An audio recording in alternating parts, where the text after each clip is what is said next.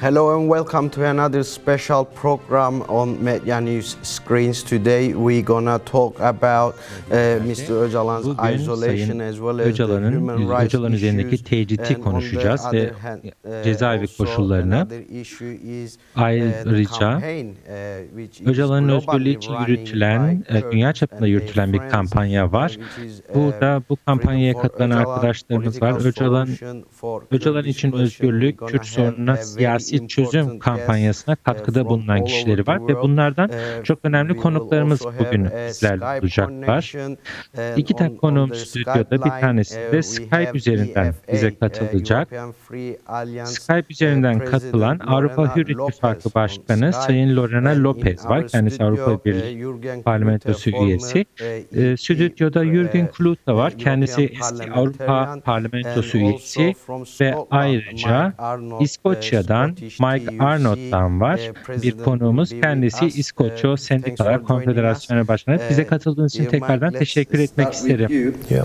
Sizinle As we başlayalım discussed, isterseniz. first of all, what do you think about Tartıştığımız gibi Abdullah Öcalan's ilk ideas başta for bringing Öcalan'ın peace to the Middle East? Orta Doğu'ya barış Well, his getirmesi release is crucial for any Öcalan'ın progress. serbest bırakılması bu alanda bir gelişme yaşanması için çok önemli. And the context they have with Turkey and the Turkish Bu government, sadece but in a wider context as well. sadece Türk ve Kürt çatışması için değil, çok daha geniş bir kapsamda, aslında bağlamda çok önemli. Has potential to Çünkü Öcalan'ın görüşlerini certainly the Middle East and tüm Orta Doğu'da ve ötesinde aslında barış getirme potansiyeline sahip. Biliyoruz ki fiziksel olarak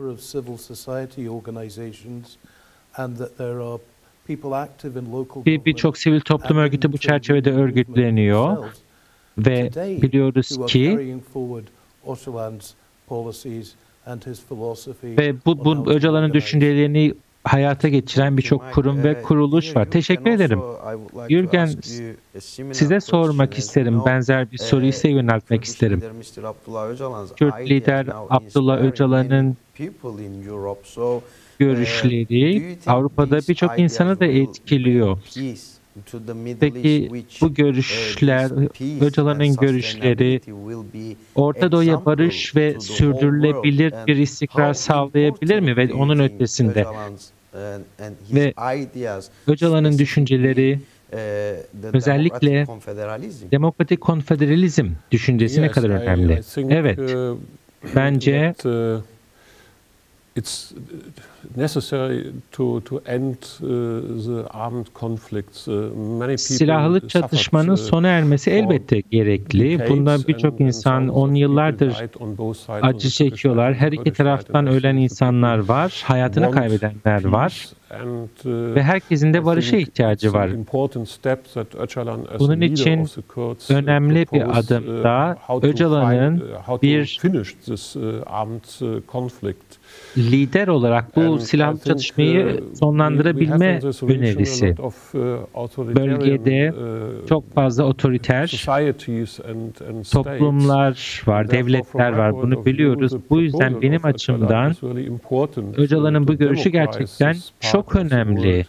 Dünyanın bu kısmının demokratikleştirilmesi için ve insan haklarına saygı duyulması, kadın haklarının saygı duyulması için bu bölgede çok önemli. Bence Öcalan'ın görüşleri bunların gerçekleşmesi için elbette demokratikleşme, insan haklarına ve kadın haklarına saygı ve diğer tüm hakların burada korunması. Son olarak da bunun çevresel bir açısı var, ekoloji aspekti var. Bu da çok önemli. Ama biliyoruz ki bu hedefimize ulaşmak için mutlaka demokratikleşme, insan hakları, kadın hakları ve çevreye saygı gerekiyor. Teşekkür ederiz Jürgen Bey. Burada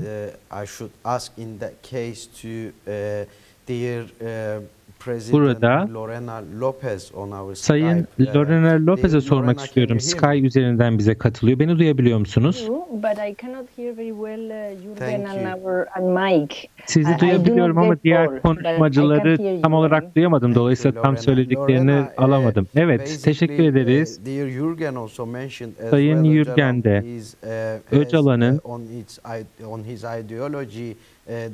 ideolojisinde, düşüncelerinde insan haklarının, kadın haklarının ne kadar merkezi bir öneme sahip olduğundan bahsetti. Ve bu ayrıca Öcalan'ın kadın özgürlüğünü mücadelenin temeline, merkezine yerleştirdiği için çok önemli bir lider olduğunun altını çizdi. Dünyanın birçok yerinde, Avrupa'da bunun çok tersi partiler görüyoruz. Peki Öcalan'ın düşünceleri, özellikle de özgür kadın paradigması nasıl görüyorsunuz? Öcalan, demokratik konfederalizm için uzun bir süredir bu konu üzerine yoğunlaşıyor. Ve hem Rojava'da hem Şengal'de Öcalan'ın bu düşünceleri hayata geçiriliyor. Ve Öcalan'ın bu düşünce tarzıyla kesinlikle mutabığız.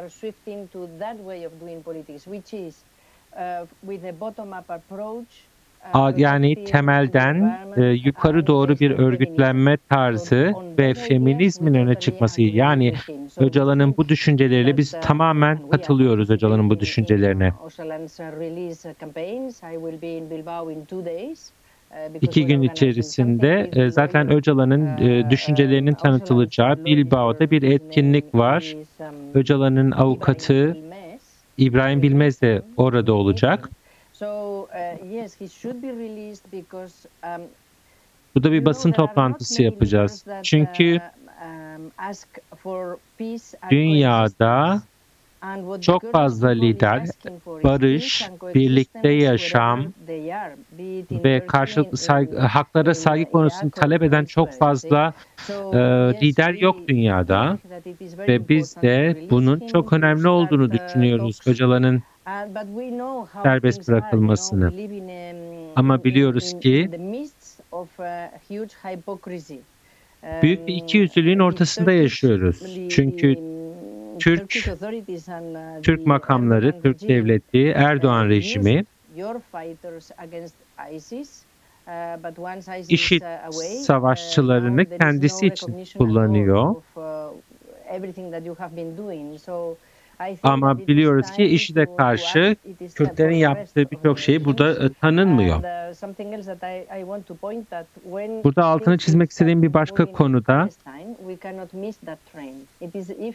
Filistin meselesi. Eğer barış istiyorsak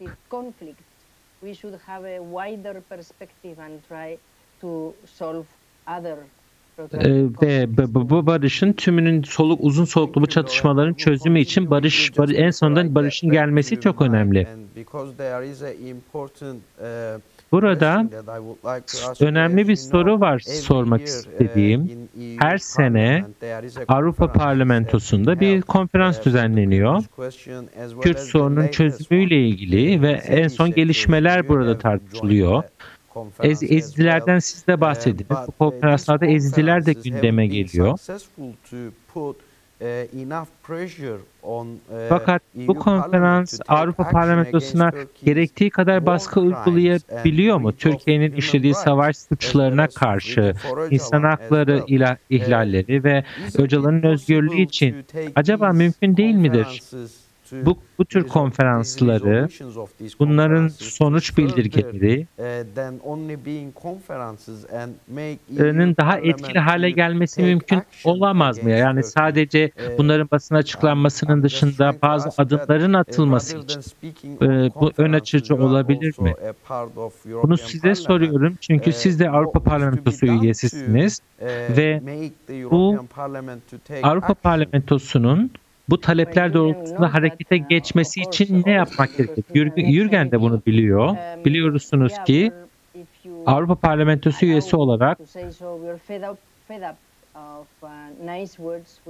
Biz de bu iyi güzel sözlerden böyle destek mesajlarından biz de bıktık. Biz de hareket bekliyoruz. Ama bu durum çok karmaşık çünkü Avrupa Birliği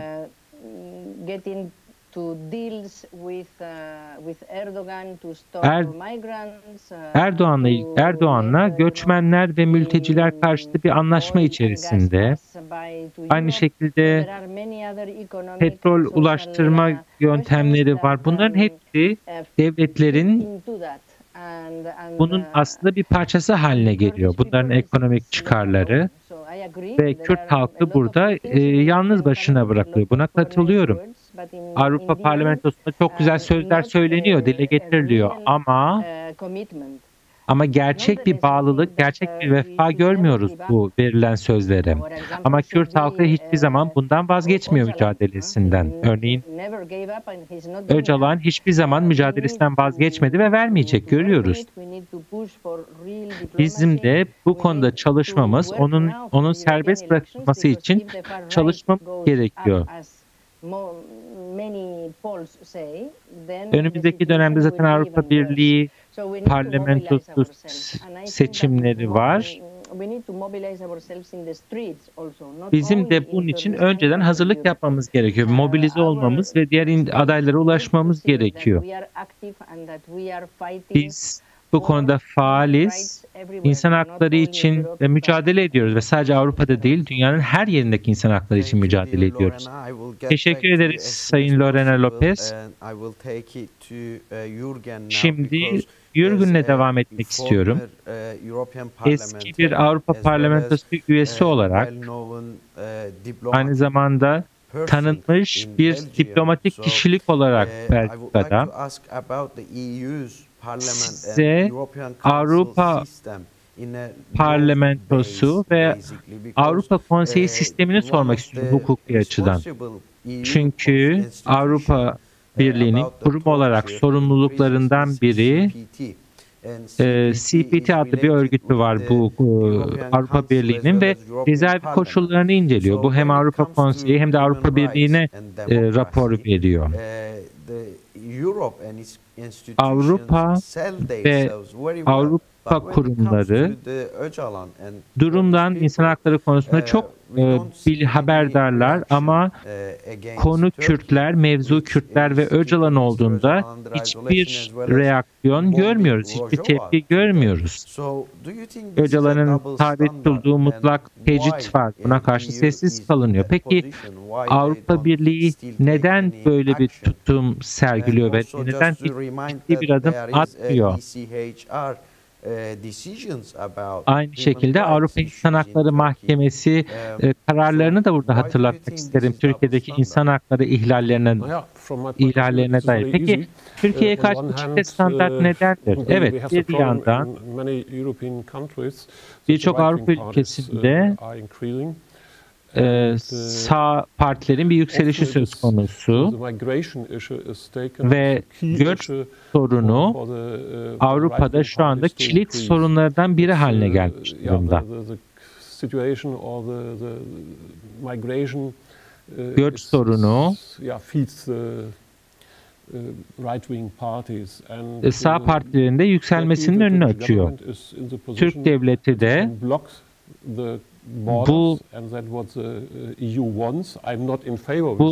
bu göçün önünü kesmeye muktedir olduğunu söylüyor. Ben elbette bunun taraftarı değilim ama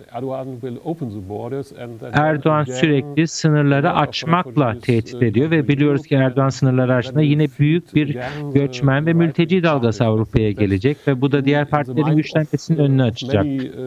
Dolayısıyla birçok siyasetçi için Avrupa Birliği üyesi ülkelerin siyasetçileri hem parlamentoda hem de Avrupa Konseyi'nde bu göçün önünü kesmek için uğraşıyorlar. Elbette ben bunlarla beraber değilim, bunlara katılmıyorum. Ve şu anda görüyoruz ki Rusya'nın Ukrayna'ya karşı savaşı söz konusu. Öte yandan Türkiye bir NATO üyesi, NATO müttefiki. Dolayısıyla Erdoğan'ı kaybetmek ve Türkiye'yi kaybetmek istemiyor Avrupa. Aynı şekilde biliyoruz ki Erdoğan bazen Putin'le işbirliği yapıyor, bazen ortalığı kızıştırıyor. Bu aslında bir güç gösterisi. Çünkü durumun vehametinin de farkında ve bu durumun aslında Avrupa Birliği'ni zayıflattığını da biliyor. Bunun için çok bariz bir cevabım, çok kesin, mutlak bir cevabım yok. Ama durumu böyle görürsek, benim intibam şöyle ki, izlenimim, sivil toplum, birlikler, kadın hakları aktivistleri, kendi hükümetleri üzerindeki baskıyı arttırması gerekiyor. Çünkü bu çifte standarta veda etmek gerekiyor artık. Bir yandan seçmenler olarak, sivil toplum olarak siyasetçilerin bu aldığı kararlara katılmadığımızı göstermemiz, bunu ifade etmemiz ve hükümetlerimiz üzerinde baskı yaratmamız gerekiyor. Ama elimizden gelen her şeyi yapmamız gerekiyor aslında bunun için. Mike, bu konuyla ilgili eklemek istediğin bir şey var mı kısaca?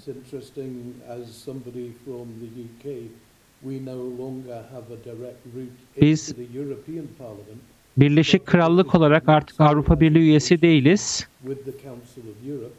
And it's the Committee for the Prevention of Torture that works under the remit of the Council of Europe. And we've been urging the British government to take action to force Turkey to release the report that they did on İmralı Island. İmralı Adası ile ilgili raporda 2022'de Eylül'de yapılan raporda umarız bu rapor basına yayınlanır çünkü raporun içeriği gayet önemliydi. Tabii elbette burada umuda bel bağlayamayız bu tür durumlarda. Diğer bir konu var. Barış müzakereleri var. Ben bahsetmek istiyorum. Kürt hareketi ve Türk devleti arasında yaklaşık 10 yıl önce barış görüşmeleri yapıldı. Sayın Öcalan da İmralı Adası'nda buna müdahil oldu. Bu konuyla ilgili ne söylemek istersiniz?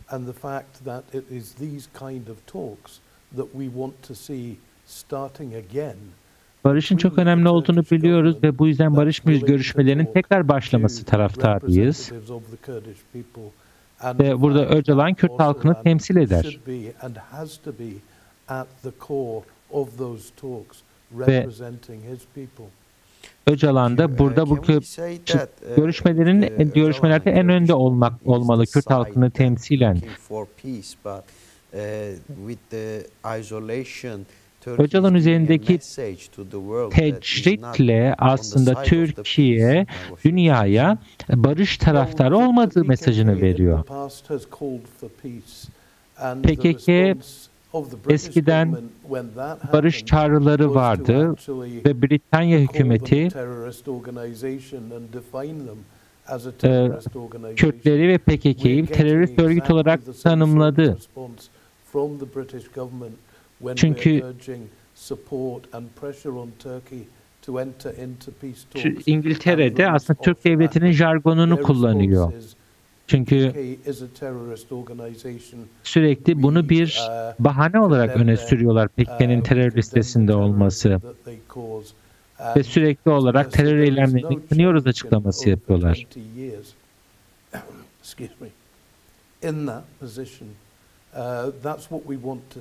Bu durumda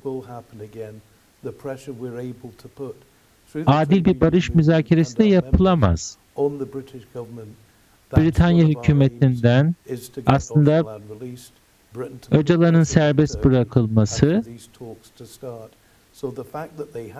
ve Pekin'in bu listeden çıkarılması için baskı yapması gerektiğini düşünüyoruz.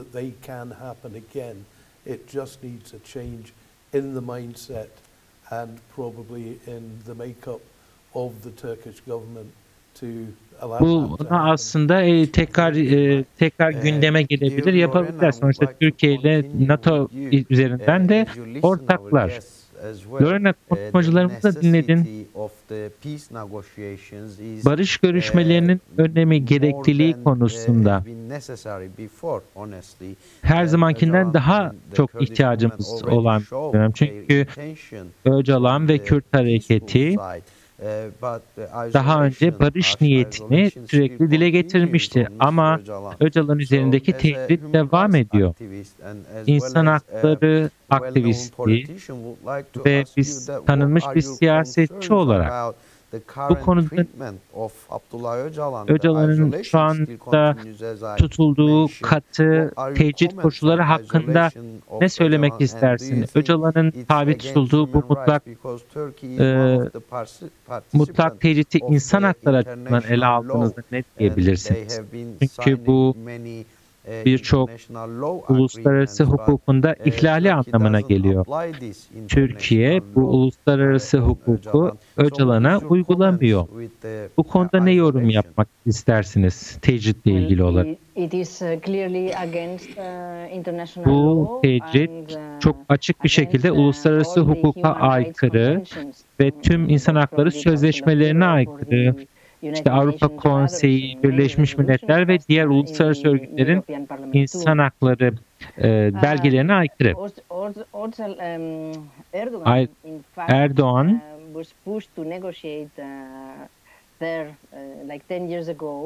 yaklaşık 10 sene önceki müzakerelerde, görüşmelerde görüldü ki HDP'nin oyları artmaya başlamıştı ve nihayetinde Erdoğan hükümeti kurma çoğunluğunu kaybetti. Ve şu anda biliyoruz ki binlerce avukat, gazeteci şu anda cezaevinde, hiçbir haklarında iddianame bile hazırlanmış değil.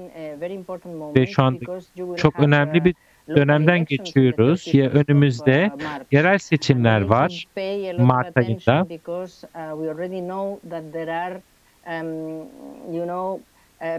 Bunlara dikkat etmemiz lazım. Çünkü seçmen kaydırması yapılıyor. Kürt bölgelerine oradaki seçim sonuçlarını manipüle edebilmek için seçmen kayıtları yapılıyor. Bunlar için de dikkatli olunması gerekiyor. Ama Öcalan'ın şu anda tutulduğu mutlak tecridi Erdoğan aslında bu tecrit yoluyla kendi siyasi gündemini gerçekleştirmeye çalışıyor. Yani Öcalan'ın tecritini kendine bir siyasi malzeme haline getirmiş. Yoksa Öcalan aslında özgür beraberlikten bahsediyor. Peki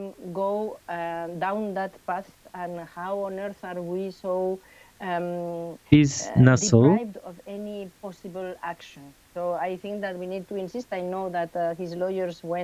Öcalan'ın bu haklarından mahrum bırakılması konusunda ne yapacağız? Öcalan'ın avukatları CPT'ye, Avrupa Konseyi'nin işkencenin önlenmesi komisyonu var, komitesi var. Burada ceza ve ziyareti gerçekleştirebiliyorlar. Öcalan'ı gidip orada ziyaret etmeleri gerekiyor. Ama bunun için uluslararası bir baskıya ihtiyacımız var. Jürgen'in de söylediği gibi sendikalar, sivil toplum örgütleri bunun gerçekleşmesi ama şu anda çok önemli olan önümüzdeki yerel seçimler. İnsanlar sandığa gidip seçimlerde oy kullanacaklar. Bunların koşullarının sağlanması önemli. Erem, seni duyamıyoruz. Can you hear me now? Yes. Evet. Okay, we'll continue with you very shortly that one as well because birazdan size tekrar döneceğim. Avrupa Parlamentosu'nda bir fraksiyon, bir parti başkanısınız ve şu anda diğer Avrupa Birliği konularında da aslında uzman kişisiniz. Küresel ısınma, yeşil mücadele. Başka önemli bir mesele de Avrupa İnsan Hakları Mahkemesi. Avrupa İnsan Hakları Mahkemesi'nin kararları var. Öcalan'ın izolasyonunun, tecridinin insan hakları ihlali olduğuna dair kararları var. Ama Türkiye hala bu kararları gereğini yerine getirmiyor ve Türkiye'ye karşı Avrupa Konseyi'nde bir adımı, bir tepkisi söz konusu değil. Peki Türkiye'nin Avrupa İnsan Hakları Mahkemesi kararlarını yerine getirme gibi bir sorumluluğu var.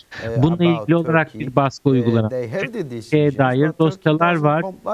Elbette mahkeme kararları veriyor ama Türkiye bunların gereğini yerine getirmiyor. Peki Avrupa neden Türkiye'ye karşı bir baskı uygulamıyor bu mahkeme kararlarını yerine getirme konusunda? Avrupa Parlamentosu, Avrupa Konseyi'nden neden bir baskı gelmiyor?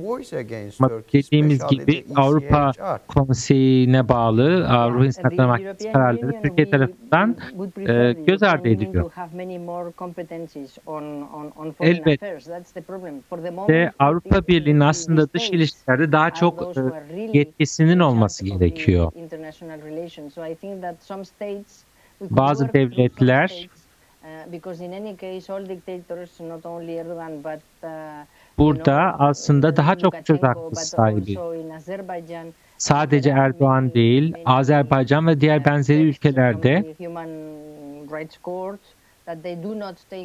insan hakları ve ile ilgili olarak kararlar yerine getirilmiyor. Bunu biliyoruz.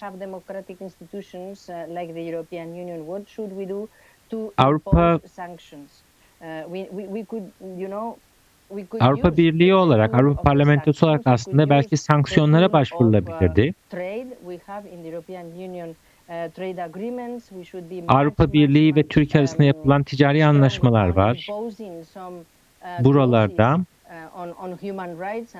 insan hakları konusu ya da insan hakları durumu iyileşinceye kadar bu anlaşmalar askıya alınabilir. Bu tür yöntemler kullanılabilir. Ama dediğim gibi çok fazla çifte standart söz konusu ve devletlerin ticari ilişkileri insan haklarından çok daha önemli görülüyor. Teşekkür ederiz Lorena. Mike, Britanya'ya, İngiltere'ye gelinmek istiyorum. Biliyoruz ki İngiltere kolonyal sisteme, sömürgecilik sisteminin bir parçasıydı. 200 yıl geçti.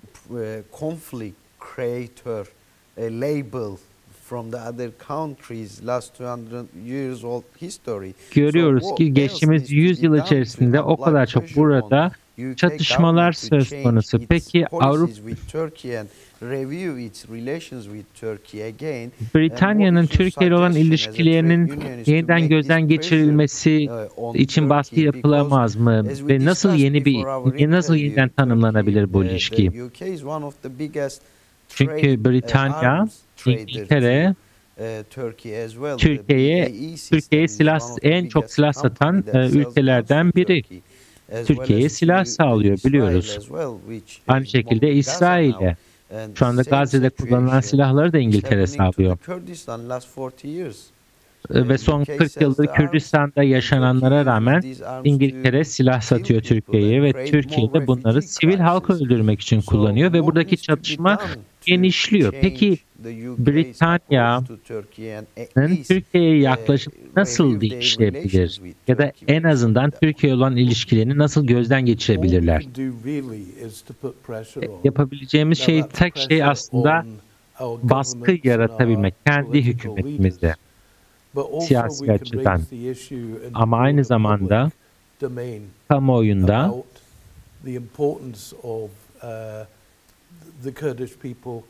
Kürt halkının öneminden bahsetmemiz gerekiyor. Bizim ülkemizde de Kürtler yaşıyor. Dünyanın her tarafında varlar ve bu çatışmalara sağlanan silahlardan dolayı daha çok insan ülkesini terk etmek zorunda kalıyor. Sığınmacı oluyorlar. Irak'tan görüyoruz, Afganistan'dan hakeza. Yani bunu kamuoyuna göstermemiz gerekiyor ki bir kamuoyu baskısıyla Britanya hükümeti belki bu tavrını değiştirir. Biliyoruz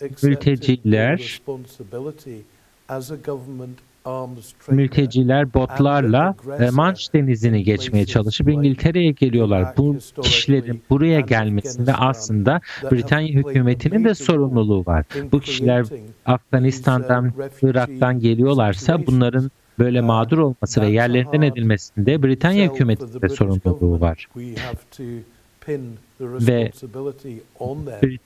Britanya hükümeti de bu konudaki sorumluluğunu üstlenmeli. Biz de zaten sendika hareketi olarak hükümet üzerinde böyle bir baskı oluşturmaya çalışıyoruz ve bunda devam edeceğiz. Teşekkür ederiz Mike. Son 15 dakikamıza geldik programımızın. Elbette sormak istediğim soru çok ve sormak isteyeceğim ama sizinle devam edeyim o zaman. Birçok kişi 3. Dünya Savaşı'nın devam ettiğini söylüyorlar. Birçok kişi de acaba Öcalan serbest olsaydı, Öcalan'ın görüşleri bu savaşı sonlandırabilir ve Orta Doğu'ya barış getirebilir miydi diye soruyor, merak ediyor.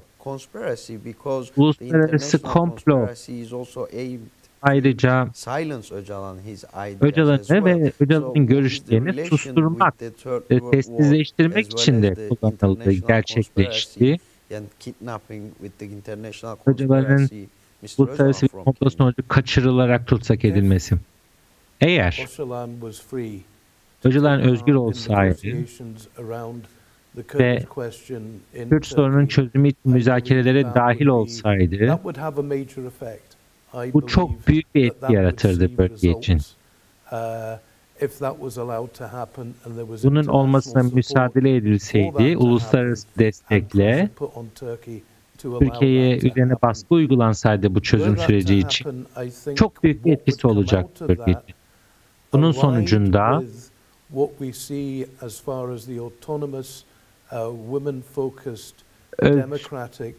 görüyoruz ki özel kadın örgütlenmesi, demokratik, yerelde örgütlenen demokratik, Rojava'da gördüğümüz sistem, demokratik konfederalizm, bunun gerçekleşmesi aslında tüm Orta Doğu için çok büyük bir etki yaratacağına inanıyorum.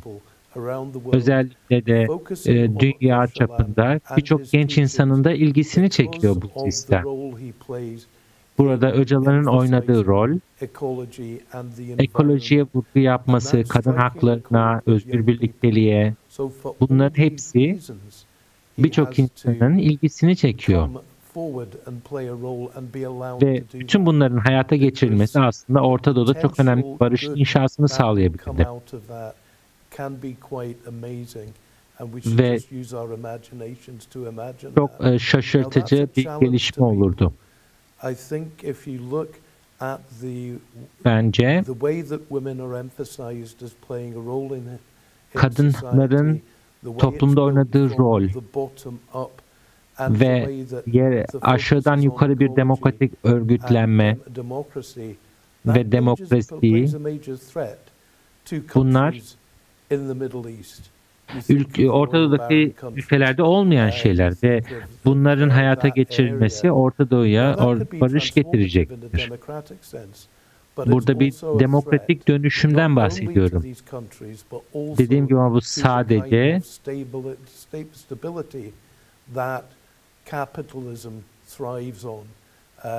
bu sadece bu ülkeler için değil. Çünkü biliyoruz dünyada kapitalizmin yükselişine karşıda Öcalan'ın cezaevinde tutulması, bu fikirlerinin engellenmeye çalışılması da aslında. Ama yine de görüyoruz ki bunlar hayata geçiriliyor. Jürgen, uluslararası komplodan bahsedelim. Çok kısa olarak zamanımız az kaldı. Peki bu komplonun amacı neydi Öcalan'a karşı gerçekleştirilen? Uluslararası güçler zaten buna müdahil olmuşlardı. Peki komplo amacına ulaştı mı? Mike'ın da bahsettiği gibi Sayın Öcalan ve görüşleri, düşünceleri, fikirleri şu anda dünya çapında birçok kişi tarafından takip ediliyor, destek görüyor ve şu anda büyük bir kampanya da var diye söyledik. Kürt sorunun çözümü ve Öcalan'a özgürlük için. Bunları uluslararası komplo açısından baktığımızda Öcalan'a karşı bu komplo aslında boşa çıkarılmış değil mi sizce? Bence birçok şey yapılıyor. Ama bence komplo nihai amacına ulaşamadı.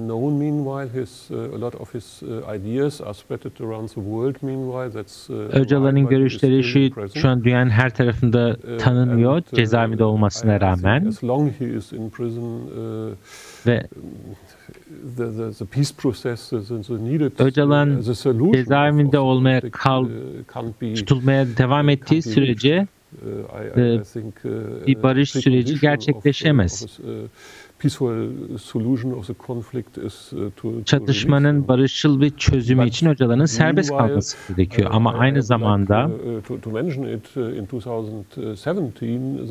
2017'de de ben dile getirmiştim Belçika Mahkemesi'nde PKK'nin bir terör örgütü olmadığı ama bir silahlı iç çatışmanın tarafı olduğunu söylemiştik.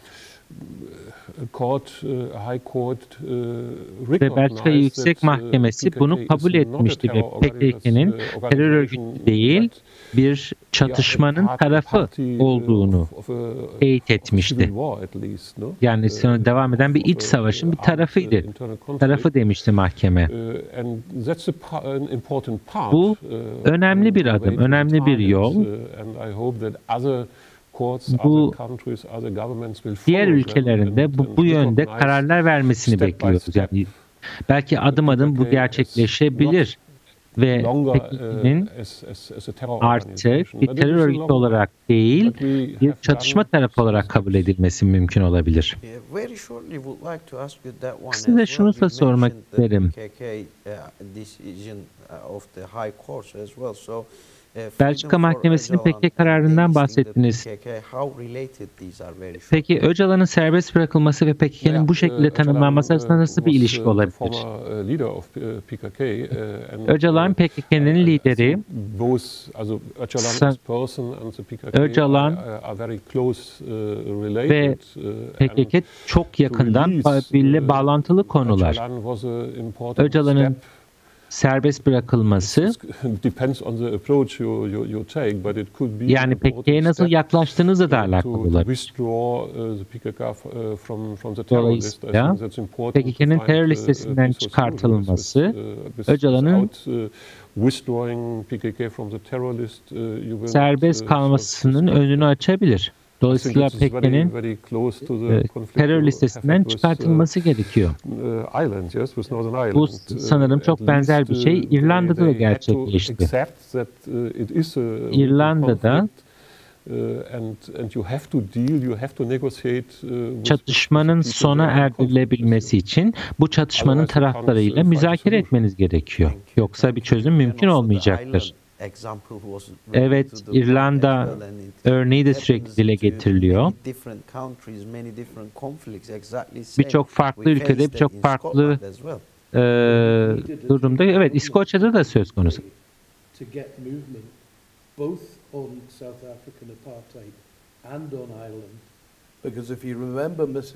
Eğer hatırlayacak olursanız Sayın Thatcher en sonuna kadar Güney Afrika'daki rejime destek olmaya devam etti ve ANC'yi bir terör örgütü olarak tanıdı Britanya. Ve Thatcher'ın partisi aynı zamanda İran ve Britanya hükümeti arasındaki çatışmalarda da benzer bir durum yaşandı ama nihayetinde Hayırlı Cuma Anlaşması'yla bu çatışma çözüldü.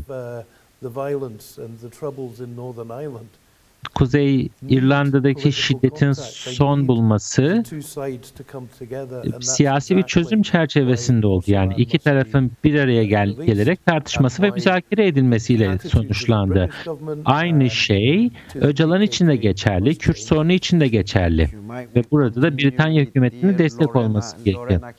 Sayın Lorena, beni duyabiliyor musun? Can you hear me? Yes. Beni duyabiliyor musunuz? Okay. Evet. We will finish I am agreeing. we will finish the top. Can you hear me? Yes, yes. Okay. Evet, we will duyuyorum. finish the topic of isolation on Öcalan with you. Tecrit konusunu sizinle kapatacağız. Çok kısa bir şekilde Türkiye'nin Sayın Öcalan'a bu tecriti uygulamasının nedeni ne sizce?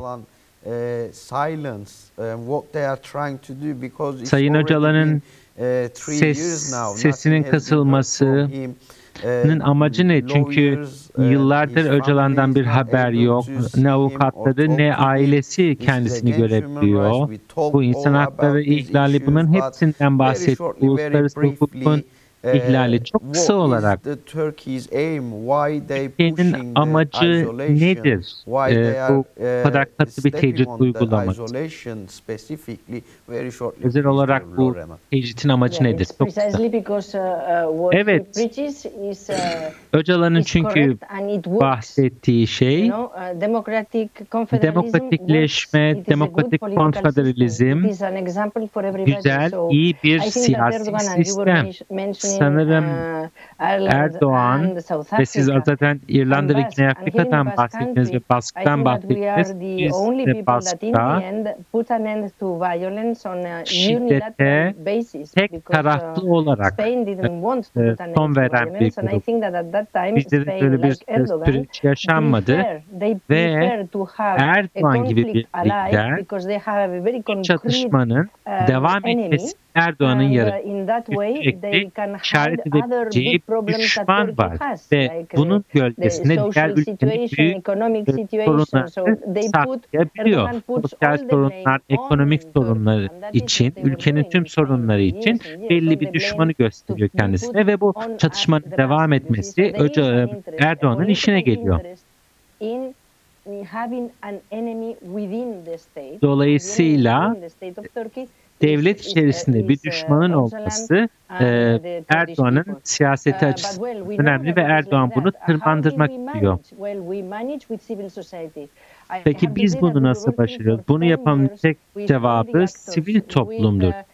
Tüm aktörler, İrlanda'da olduğu gibi her iki taraftan da hayatını kaybedenler de var. Ve Basko'da biz ne yaptık? En nihayetinde tek taraflı şiddete son verdik. Ama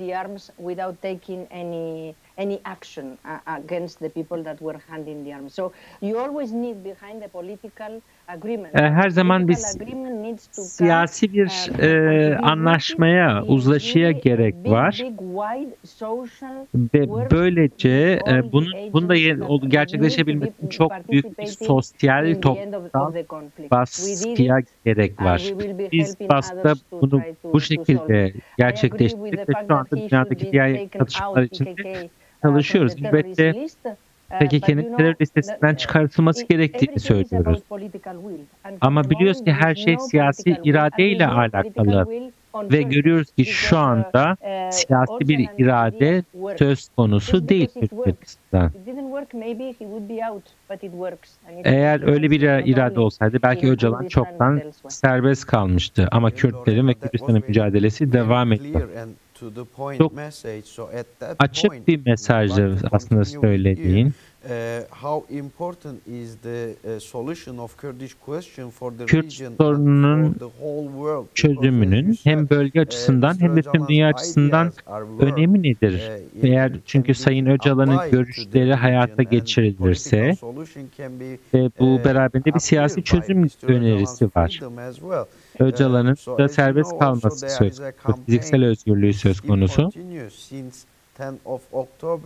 It's called Freedom for Öcalan Political Solution for Kurdish Question. Ekim ayında başlatılan bir kampanya var. Öcalan'a özgürlük, Kürt sorununa siyasi çözüm kampanyası devam ediyor. Kürt sorununun çözümünün bölge açısından önemi ne olacaktır sizce? Example will be Ve bu leading example to the whole world. Tüm dünya için aslında ön açıcı bir örnek olacaktır. Demokrasiden bahsediyoruz. Demokrasi, insanların örgütlenmesi, aşağıdan yukarı doğru örgütlenmesi değil mi?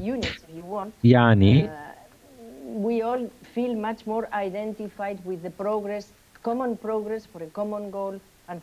ortak amaçlarımızdan ve ortak gelişimden bahsediyoruz. Bunun için bölge için demokratikleşme çok önemli. Belki başka benzer liderler de çıkabilir böyle bu tür talepleri olanlar. Yani biz burada bir demokrasi sorunundan bahsediyoruz. Terörizmden bahsetmiyoruz. Biz şiddetin son bulmasını istiyoruz. Şiddetin son bulmasının anahtarı da demokrasiden geçiyor. Çünkü hem kendi ülkenizde hem kendi bölgenizde daha iyi bir hayat için mücadele ediyorsunuz. Yani bütün bu aslında demokrasiyle alakalı. Yani demokrasi buna çözüm getirebilir.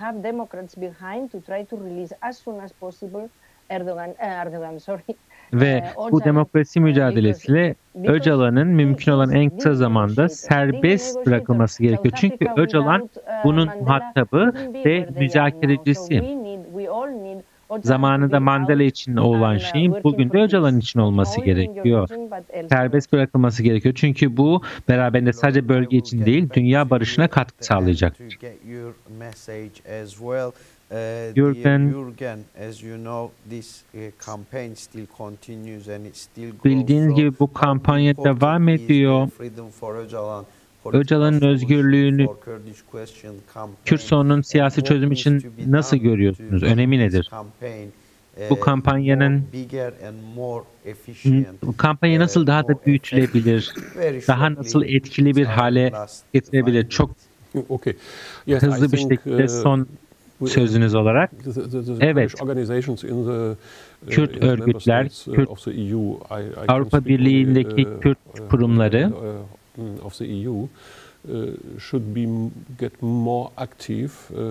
çok daha fazla faal hale gelebilirler. Öcalan'ın neden önemli olduğunu anlatmak gerekiyor. Ben Almanyalıyım ve Almanya'da PKK bir terör örgütü olarak sayılıyor ama kamuoyunda bunun neden önemli olduğu, bu mücadelenin terör sorunu olmadığını anlatılması gerekiyor. Diğer ülkelerde de durum belki biraz daha farklı olabilir ya da Almanya'ya nispeten daha şartlar, baskılar daha az olabilir ama kamuoyunun bu konuda ikna edilmesi gerekiyor. İnsanlara bilgi vermek gerekiyor. Ve eminim üst düzey yöneticiler, siyasetçiler bu konuda elbette fikirleri var ve durumdan haberdarlar. Ama asıl önemli olan halka, kamuoyuna ulaşmak. Sıradan insan, sıradan vatandaşlar bunun farkında değil. Benim tavsiyem olabilir. Bir örgütlü olarak bu tabana gitmek gerekiyor. Yani sadece siyaset ve devlet yetkilileri değil, normal kamuoyundaki normal vatandaşı da bu konuda bilgilendirmek gerekiyor. Teşekkür ederiz. Son olarak eklemek istediğiniz şey Lorena da şeyden bahsetti. Demokrasinin tabandan gelmesinden bahsetti. Jürgen de bu tavsiyede bulunuyor. Kürt hareketini aslında kitlelere ulaşmasından, yani tabandaki halka ulaşmasından bahsetti. Peki sen ne düşünüyorsun bu kampanyada? Kampanyanın daha etkili hale gelebilmesi için, daha fazla insana ulaşabilmesi için? Biz sendikalarda taban örgütlenmesiyiz. Biz de kendi üyelerimiz arasında bu mesajı yayıyoruz. Dediğim gibi İskoçya'da da bir Kürt toplumu var. İskoç parlamentosu önünde protestoları var, yapılıyor. Çünkü İskoçya Başbakanı Erdoğan'ı davet etmişti İskoçya'ya gelmesi için.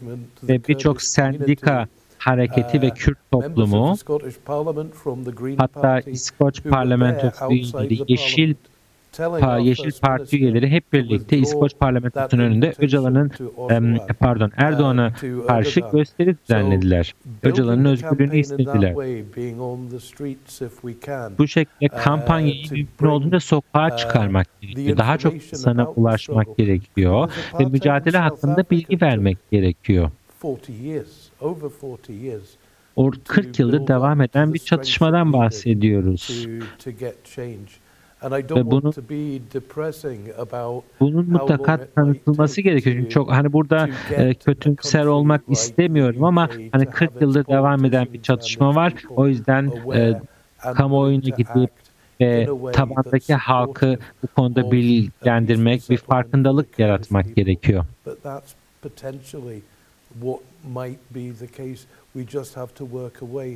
Bu da mümkün olunca elimizden geleni yapıp sonuçlarını görmemiz gerekiyor.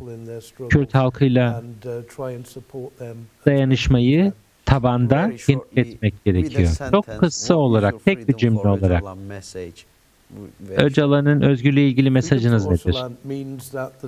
Öcalan'ın özgürlüğü hem Kürt halkına özgürlük ve barış getirecek ve sadece Kürt halkına değil, bunun ötesinde tüm dünyaya. Gürgün, sen çok kısa olarak Öcalan özgürlüğü sizin için ne anlama geliyor? Neden Öcalan serbest kalmalı? Orta Doğu'ya barış için mutlaka Öcalan'ın serbest kalması gerekiyor. Ve görüyoruz ki küresel ışınma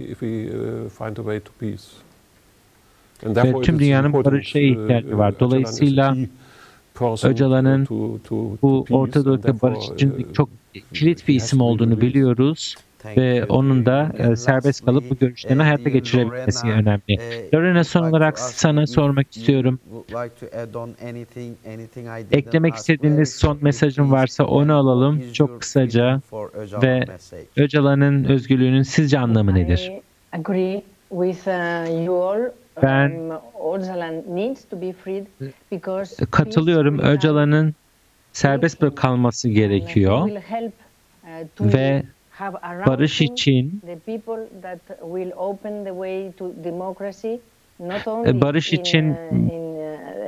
barış mücadelesinde çok önemli bir adım olacaktır. Hem Türkiye'de hem Türkiye'nin ötesinde bölge için demokratik değerlerin hayata geçirilmesi ve için çok önemli. Ve Perşembe günü biz de Bask ülkesinde Öcalan'ın özgürlüğü için bir gösteri düzenleyeceğiz ve basın açıklamamız olacak. Dolayısıyla yani bir barışın gerçekleşmesi bu liderler aracılığıyla mümkün olur.